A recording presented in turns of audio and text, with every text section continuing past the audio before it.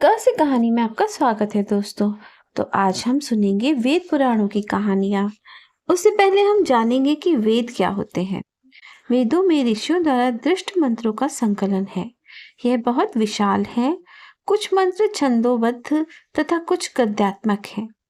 छंदोबद्ध मंत्रों को ऋक कहा जाता है।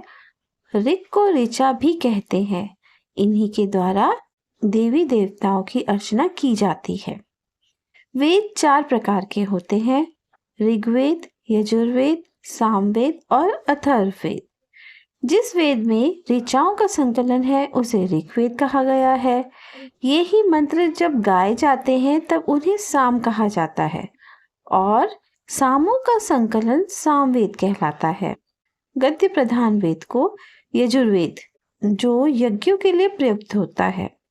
स्तवन, गायन और यजन, इन 3 प्रमुख विषयों के कारण क्रमशः ऋग्वेद, सामवेद तथा यजुर्वेद का विभाजन किया गया। ये संयुक्त रूप से वेद त्रयी कहलाते हैं। जिन मंत्रों का संग्रह अथर्व ऋषि ने किया वे अथर्ववेद के नाम से जाने गए। ऋग्वेद सबसे अधिक महत्वपूर्ण तथा विशाल है। इसके मंत्रों में गायत्री मंत्र व्यापक रूप से जाना जाता है।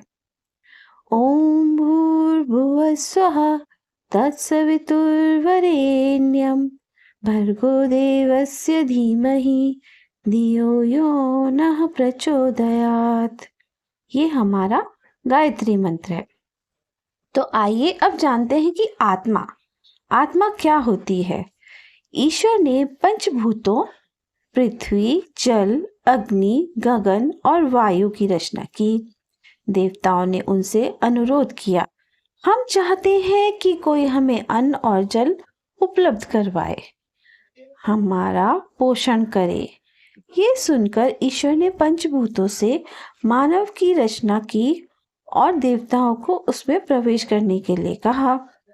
सर्वप्रथम उन्होंने अग्नि से प्रवेश करने के लिए कहा। अग्निदेव मनुष्य के मुख में वाणी बने। वायुदेव नासिका से प्रवेश कर जीवनदायिनी श्वास बने। सूर्यदेव ने चक्षुबंद दृष्टि प्रदान करी। चारों दिशाओं ने कान से प्रवेश किया और श्रवण शक्ति दी। पृथ्वी की दिव्य जड़ी बूटियां शरीर के चर्म भाग पर रोम के रूप में समा गई। अंत में मन मनुष्य के मस्तिष्क में विचार रूप में स्थापित हुआ। इस प्रकार ईश्वर ने सभी देवों को मनुष्य के भीतर ज्ञानेंद्रिय रूप में स्थापित कर दिया। अपनी पहचान बनाने के लिए उन्होंने मनुष्य के सिर के ऊपरी भाग में एक ब्रह्मरंध्र बनाया। वहीं से आत्मा मनुष्य के शरीर में प्रवेश करती है। आत्मा अविनाशी है। इस पर किसी भी प्राकृतिक भाव का असर नहीं होता। इसका एक ही स्वाभाविक गुण है, स्वाभाविक रूप से प्रसार करना और ईश्वर में विलीन होना। जब तक आत्मा ईश्वर के अपने मुख्य बिंदु तक नहीं पहुंचती तब तक शरीर बदलता रहता है।